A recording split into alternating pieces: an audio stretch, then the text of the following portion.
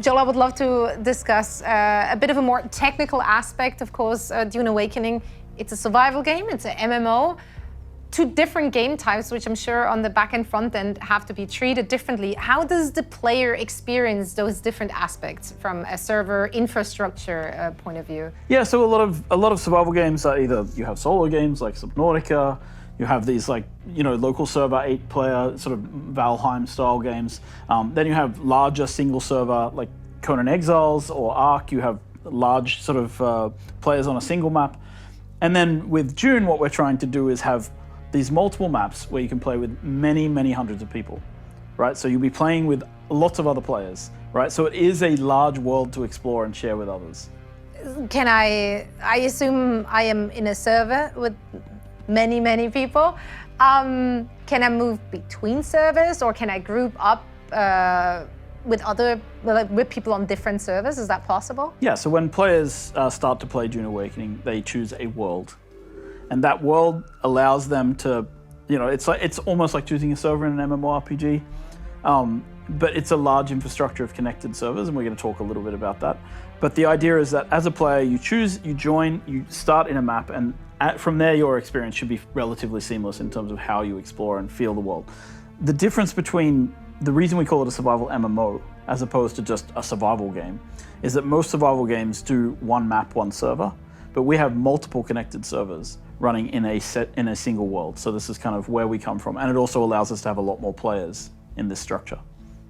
So how many people am I playing with on like one server, or rather even, can I play with people from other servers? Can I group up with them? Can I be in a guild with them? Absolutely, you can be in a guild with people across servers. There's no problem there. Within your world, you can join a guild with anybody, right? When you join the game, you start in a server which is a Hager Basin, right? We call it the Hager Basin. The Hager Basin is the starting server. It's a server with a minimum of 40 other players. It's a place where you can build, craft, survive, progress.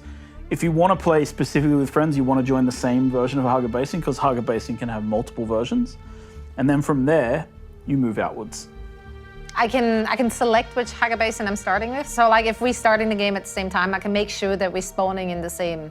Not only that, our server browser also tells you where your friends are playing. Okay, perfect. So it tells you exactly who's on which server, so which dimension and which areas, so you'll know. Okay, so we have different areas, different servers, different maps on said servers. How do I traverse between maps? So once you're ready to leave the Hager Basin, you craft yourself an ornithopter, for example, and you fly out into what's called the Overland map. And the Overland map is a server, again, running, that you can meet hundreds of other players on, and allows you to see all the locations in the world. So you physically fly between locations on the Overland map. Now you said my homies can come and pick me up. If you're a good homie and you don't want to put me in a dangerous spot, where do you bring me early on? Where can I meet other people? Where can I meet up with my guildmates even?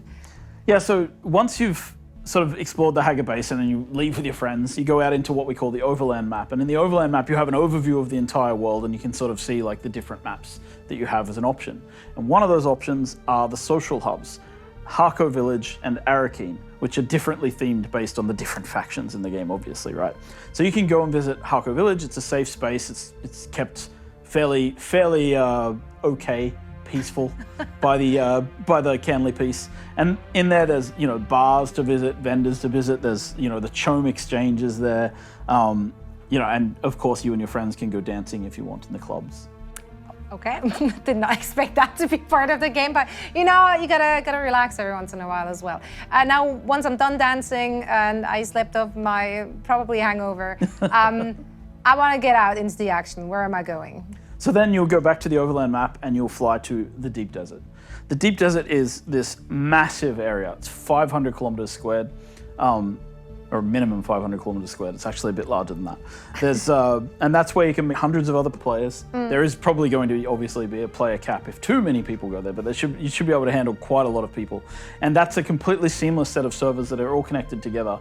It's generally a PvP map with a strip of PvE as people enter so that they can be safe when they come into the map and don't get ganked. And then you head out into the desert and you have these adventures where you're harvesting spice.